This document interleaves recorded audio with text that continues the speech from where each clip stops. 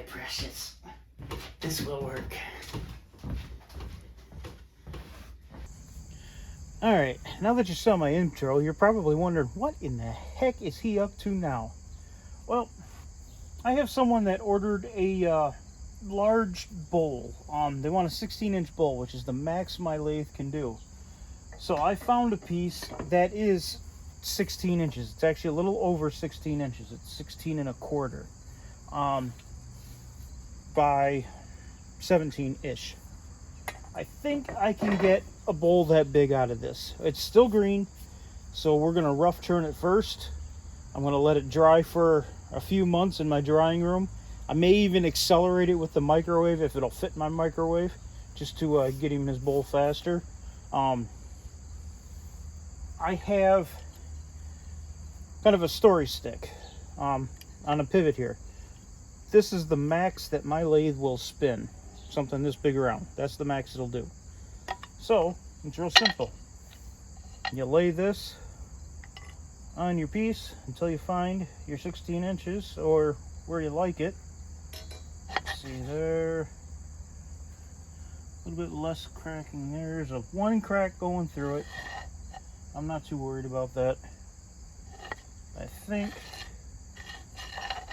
that's going to be it though. And because I didn't grab a hammer, we'll use a log. Now we're just going to draw a circle around the edge. And then I will take the chainsaw and I will cut as close to this circle as I can without going inside of it. Like I said, this is the exact swing of my lathe. So ideally, I don't want to go, I don't want to be outside of this pencil line at all. I'm going to start with chewing it up with the chainsaw to get the big chunks off. And then I'll probably get it on the lathe and take an angle grinder with a flat disc to make it so it just barely fits. Also going to pull this bark off. It's kind of loose. I'll show you that. But yeah, I'm going to pull the bark off because we don't want another incident like I had earlier this year where a big chunk of bark came off, took out some lights, and made a huge mess. I'll link to that video. I think I have a video on it. But anyway, that's what we're doing today. Just getting this rough turned. Richard, hopefully this one comes out the way you like.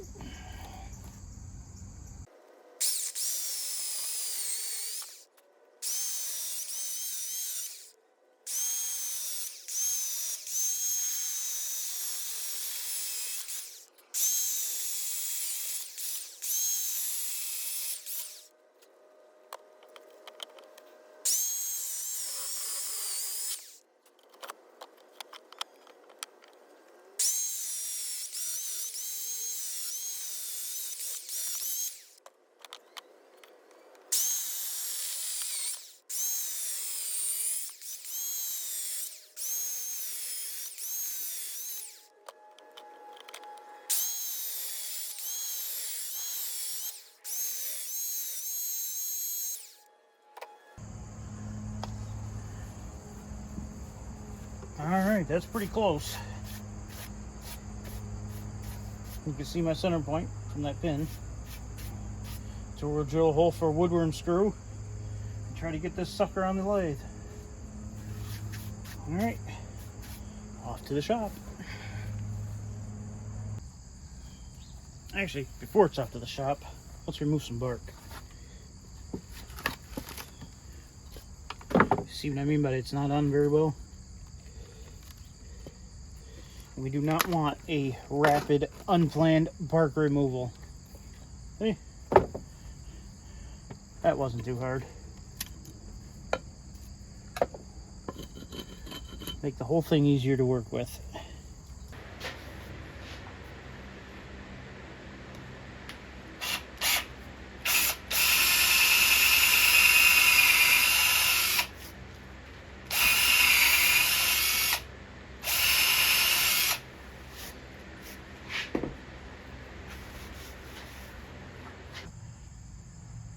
Alright, I didn't show it, but when I went to even try to line it up to mount it on the lathe before turning the camera on, I noticed it wasn't going to even come close to working. So, we have angle grinder with a 60 grit flat disc that I just turned on by putting down. Be careful when you put them down. A face shield and ear pro.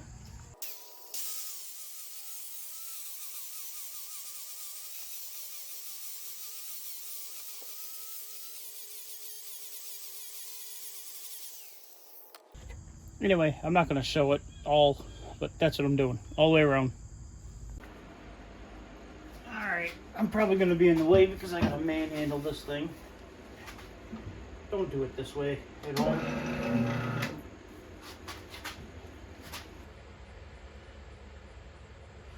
Alright, she's on there finally. Took a little bit of work. I know you're probably wondering why I went through all that. I'm trying to maximize the size of this bowl. But I also want to be able to use tailstock supports. This thing's pretty big, pretty heavy. It's a big chunk of maple. I've got it running fairly balanced. It's a little bit off. Let's see what happens. This is either going to be really good or really good. I'm also going to help my lathe out a little bit.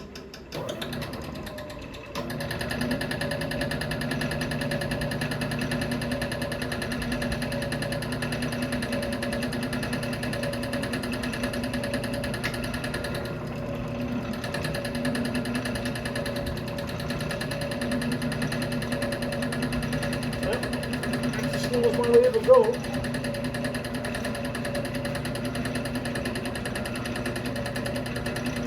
To be honest, it's kind of freaky.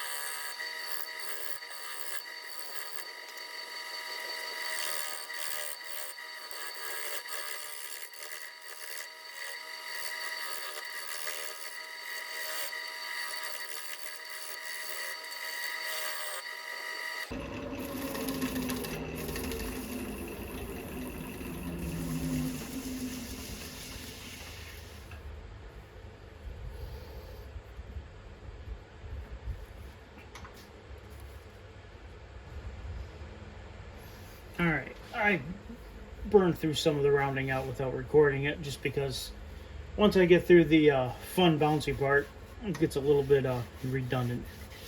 But I'm going to put the tenon on it now, and I'm going to put the shoulder on it, and I'm going to do the final shaping. So I'll have you along for that ride.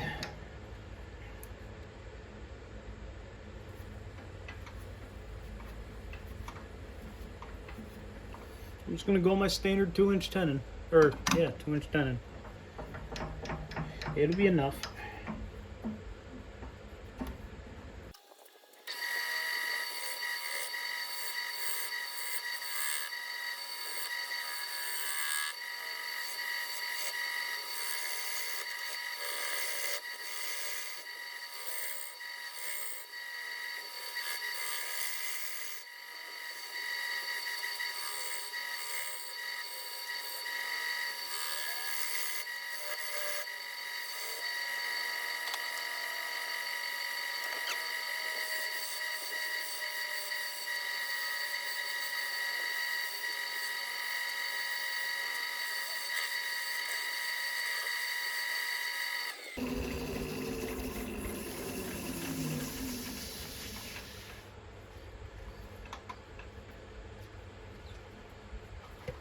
Most important part of this whole thing, the whole key to success on doing something this big on a lathe that's maxed out, is making sure this tenon is perfect. The shoulder has to be perfectly square and flat. The tenon has to be perfectly shaped. Everything's got to be absolutely perfect. If it's not, redo it. So we're going to check with one of my other chucks and see if that tenon fits.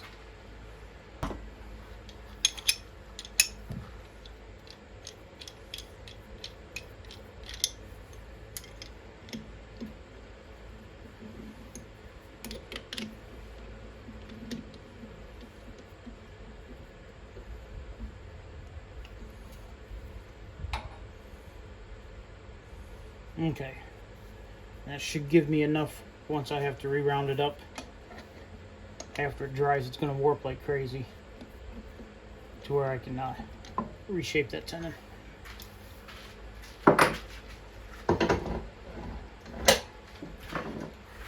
Takes a little bit longer, but what it'll save me in the long run is ridiculous.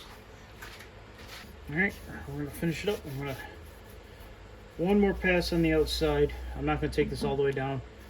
This thing's going to shrink inward like this. These will get, the end grain will get a little bit longer. This will come in.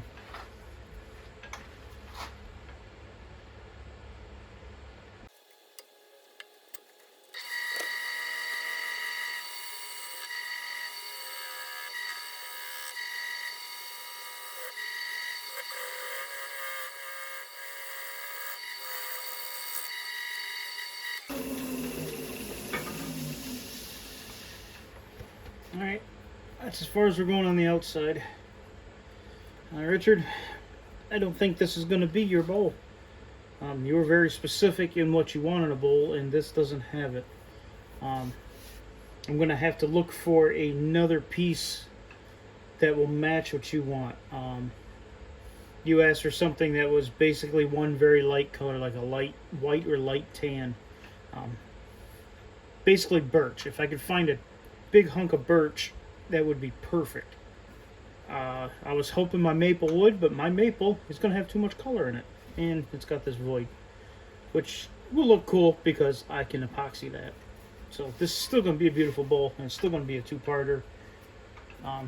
We'll just have to find a different one for you, which is still going to be pretty. Now we'll flip it around and we'll holler it out. Holler it out. Yeah, hollow it out.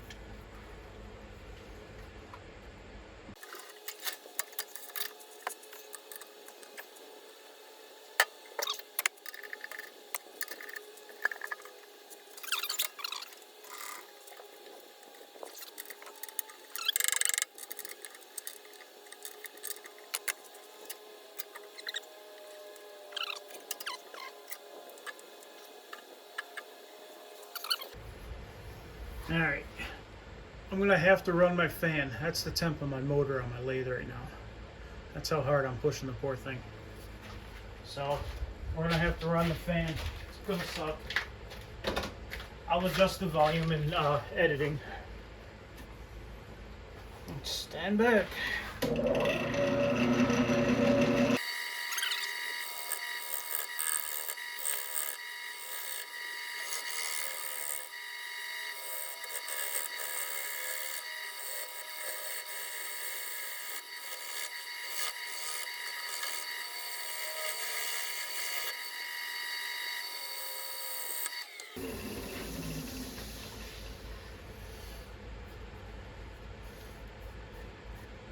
I am not going to worry about that chainsaw cut. By the time this thing warps and bows, center comes up, this part goes down, I'll have to cut this off anyway. There's got all kinds of color in her. I am shocked. A little bit of spalting started. My other pieces are going to be wonderful. I'm going to let them all sit just the way they are for a while. Nice. Alright. I want to leave 1.5 times the diameter, or 10% of the diameter for the thickness. I'm at 15 and a half. So that would be 1.55 inches. I'm not that smart, so that's 1.5 inches in my mind.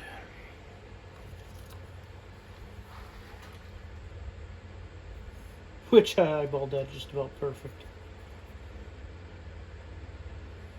I'm gonna go right there for the thickness.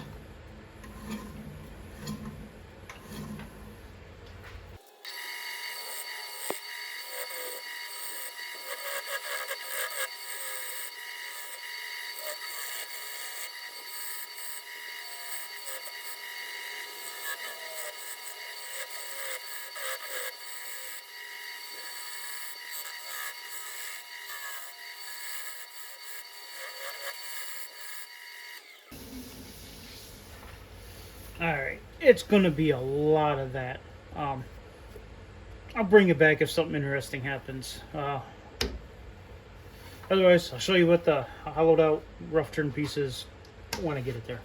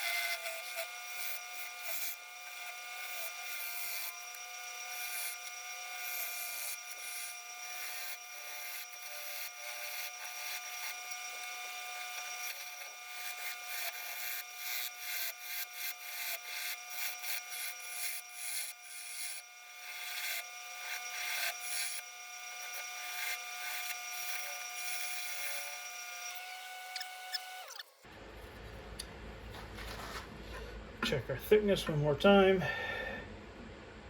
Yep, I'm there. I'm good. Alright, that's it. Not going to touch the rest of it. There's no reason to. I'm going to throw some CA down in these cracks just to help slow it down a little bit. It's going to crack. It's just, there's no option. It's going to happen. But that's how you hollow out a 16-inch bowl. And you ought to see the mess I got.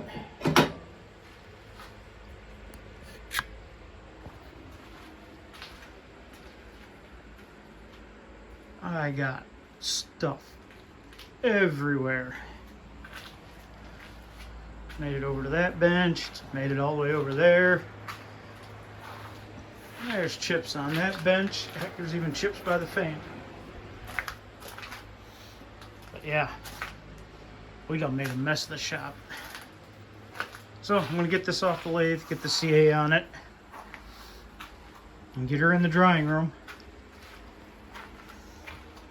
But that is a giant 16-inch maple bowl. And it's going to be pretty. It's going to have a lot of character to it. That knot's going to be a cool feature. Anyway, hope you all enjoyed that one. We'll bring you back for part 2 in a few months. Probably closer to 4 months. Maybe by Christmas I'll be able to finish this one. Maybe sooner if I'm able to dry it quicker. We'll see. But I hope you enjoyed that one.